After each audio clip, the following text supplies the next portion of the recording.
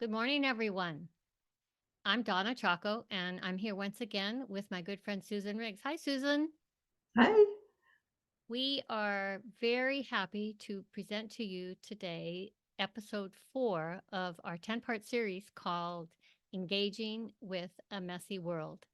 And I am positive you're going to love this session. It's called Curiosity versus Being Right. Of course, we all know we're right. That's the problem.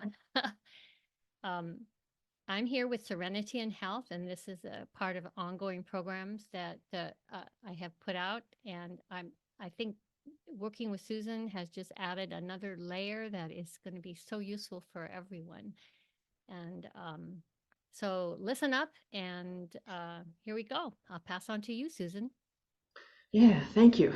This is a very important topic and a very hard one. It's really a work in progress for me, something I'm constantly working to learn. So, one of the things that's really difficult about the world now um, is that there's so many situations that are so wrong. There are things happening that really feel terrible, and we all have opinions about what's wrong and whose fault it is. Um, so when we run into somebody whose opinion is different about that, it's easy to believe that they're wrong and we're right, and we'll tend to think that we're smart and they're dumb, and we're good and they're evil. And those are all very natural human tendencies. It's understandable to feel that way. I feel that way. Um, but it doesn't get us anywhere. It doesn't solve anything. And so go back to the first episode when we talked about narratives. We talked about how our minds are constantly making stories. They want to make beliefs, like the belief that we're right.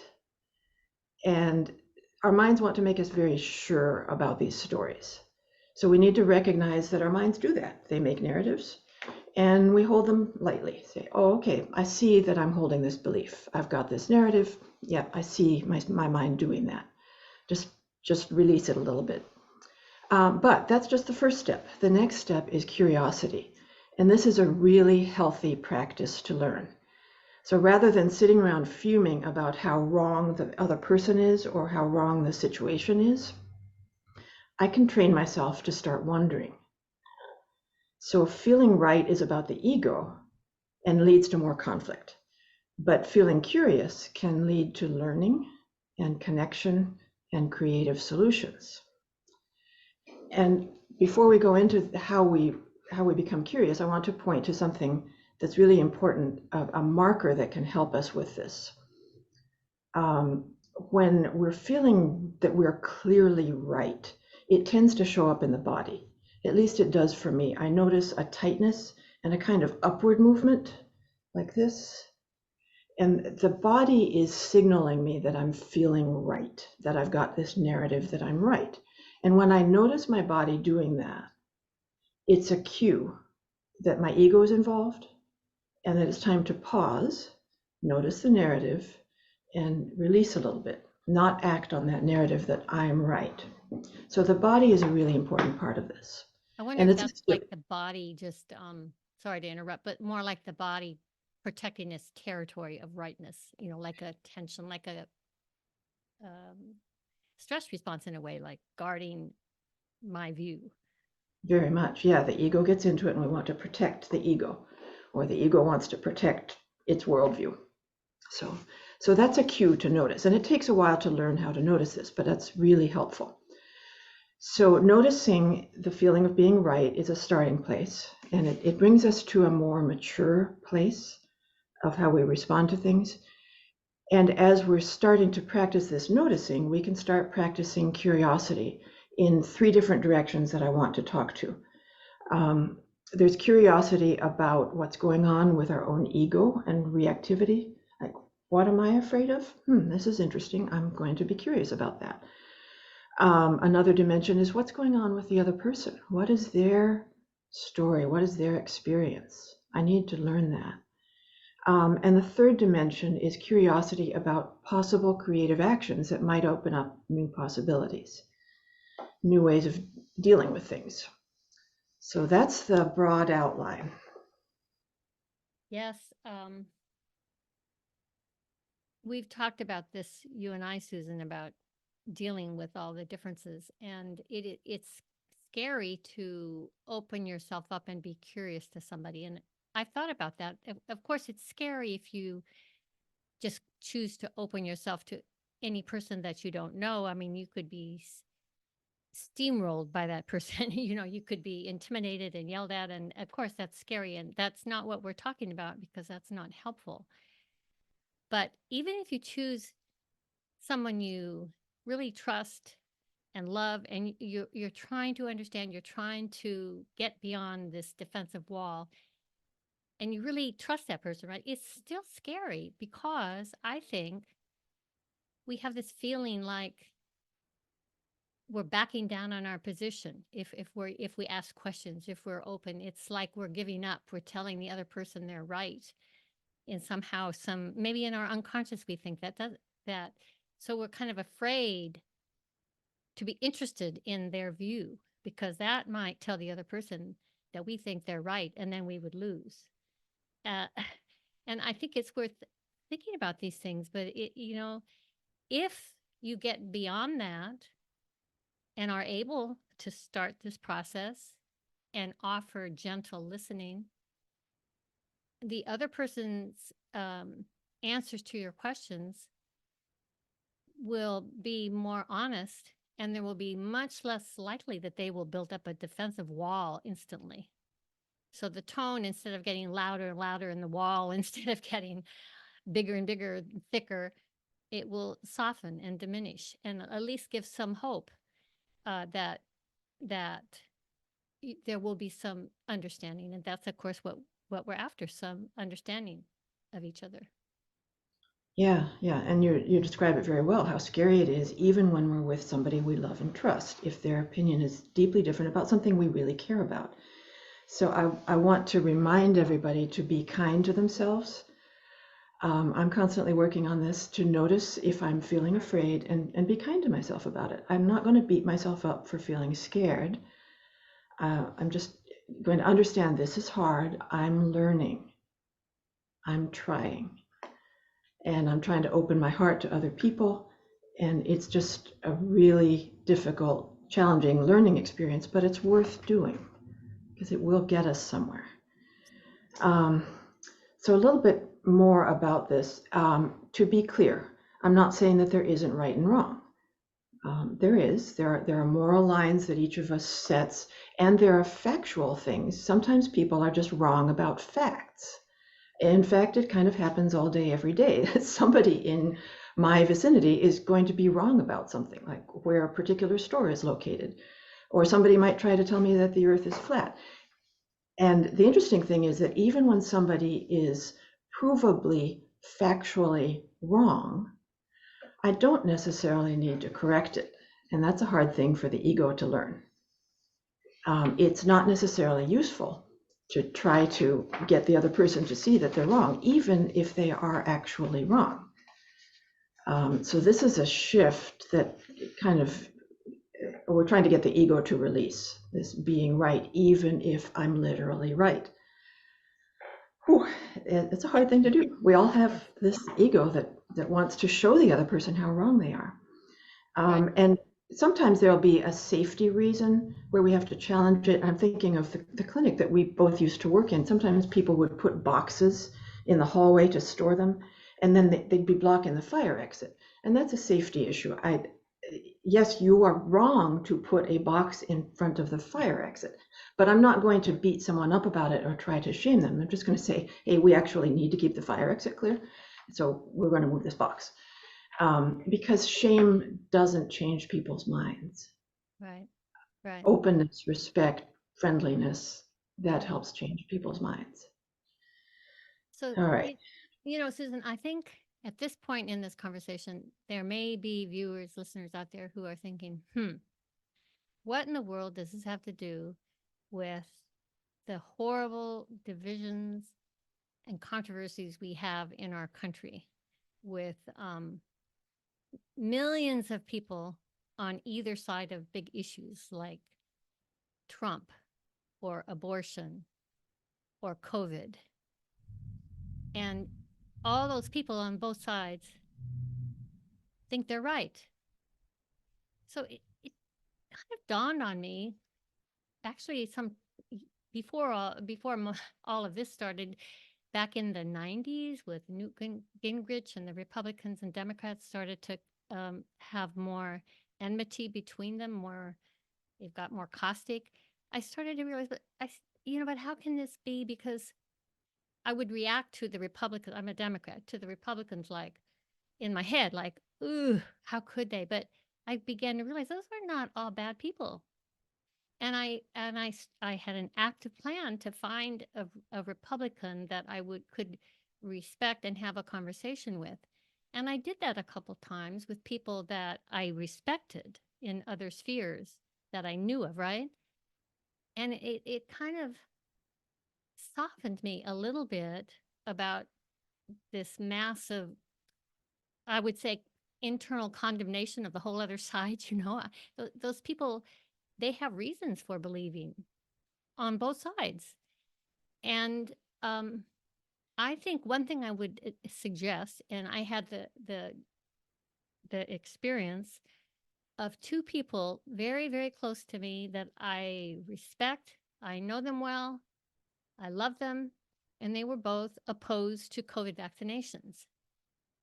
This was really difficult for me because I knew they were not bad, stupid people, you know? And I had to somehow come to grips with that and talk a bit with them so I would at least have some glimmer of understanding, right, about their view. And because of the pre-existing relationship, I was able to do that. And I didn't change my view, but how I look at, for example, COVID dissenters is very different now than it used to be. So I think one step to help us all in this direction is if we can identify someone on the opposite side of the chasm on any of these issues, someone that we trust and love and respect, and to try to have a conversation, a curious conversation, an interested conversation with no walls and no defenses, and see what you can learn, because it does something to your brain and your filters. And I think if the more we all could somehow do that, and it is hard and it is scary, the better off we'd be. Very much. And I want to say that what you're describing is kind of the advanced course. That's the black belt level. I have not been able to do that. I have very strong feelings about the state of the world and the justice issues, and it has been pretty scary for me. And I also don't have people as close to me in my family as you do with such different views. So it's been hard to find somebody I trust enough to have that conversation with. However, there are other things that I can do, and I'm working on in the direction of curiosity. You're talking about the one about finding out what someone else's experience is, and that is a beautiful, brave, loving thing to do. I tend to work on the two other dimensions, one of which is exploring my own fear. Wow, I've got a lot of reactivity going. Let me study this in my body and work on it in my body and work on processing maybe my old traumas, so that I'm trying to grow internally rather than just sit here and blame other people and feel they're wrong. And the other dimension is the one I'm going to talk about in a minute, which is thinking about creative possibilities, which again is a kind and open-minded thing to do, even if I still feel I deeply disagree with some things people are doing. I still care about them as human beings, and I'm going to start thinking about creative possibilities.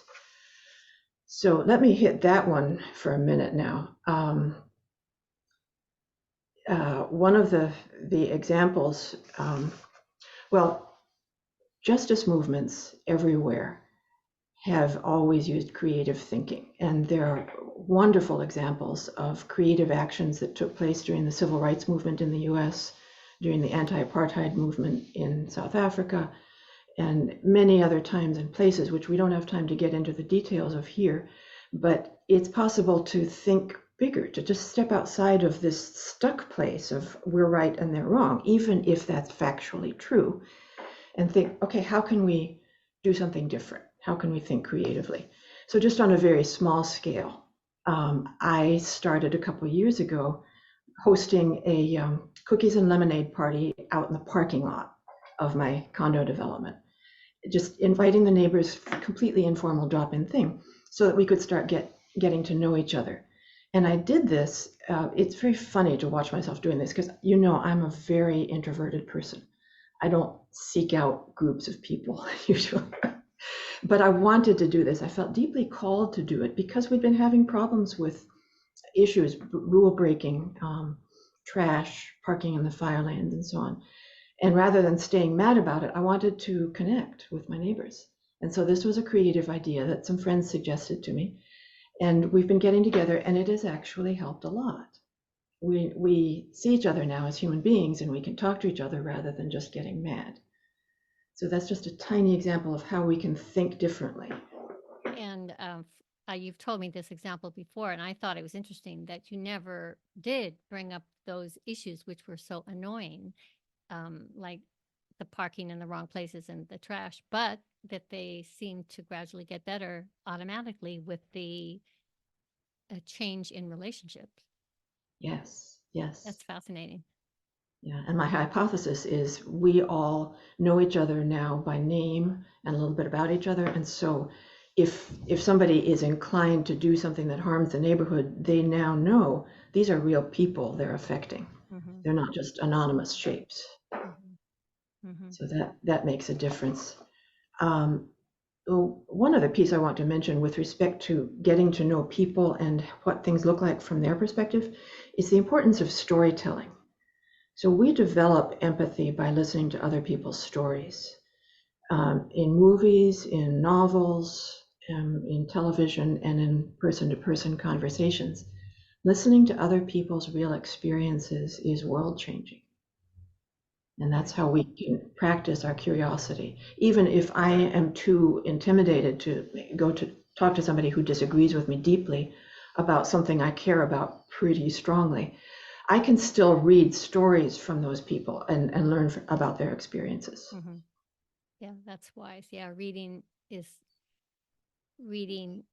the stories of people on the other side and how other people live can really help soften our filters and our perspective. Yeah, in fact, some of those stories have been world changing over the centuries. Yeah. So that's really cool.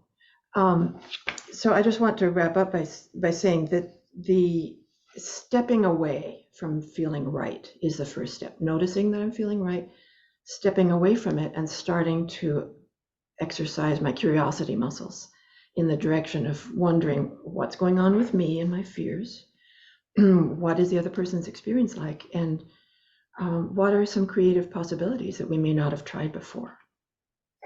Right. All terrific ideas. And I'd add my thought about reaching out for someone if you know and trust and trying to explore some of these issues. And if you're not up for that, there's quite a number of social movements, both online and in communities, of trying to encourage in a more formal, controlled way, civil discourse between those on either side. And those are also a way to help us grow in this arena, this very complicated arena that I think we're all struggling with. But I just think that ignoring it, we do at our own peril. We have to struggle with it because that's how we're going to grow. And it is hard and it's not much fun, but we need to do this. And so, well, thank you, everyone, for listening. You can contact Susan and learn more about her at her website, riggsintegralcoaching.org. And you can learn more about me at my website, serenityandhealth.com. And most importantly, you can sign up for my blog, which then you will get these new episodes as they come out on Messy World, or you could sign up for subscribe to the YouTube channel where they're being collected and shown, so that if you subscribe, then you will get them and you won't miss any of them. So we have 6 to go. Susan, thank you very, very much. And we wish everyone a wonderful day. Thank you.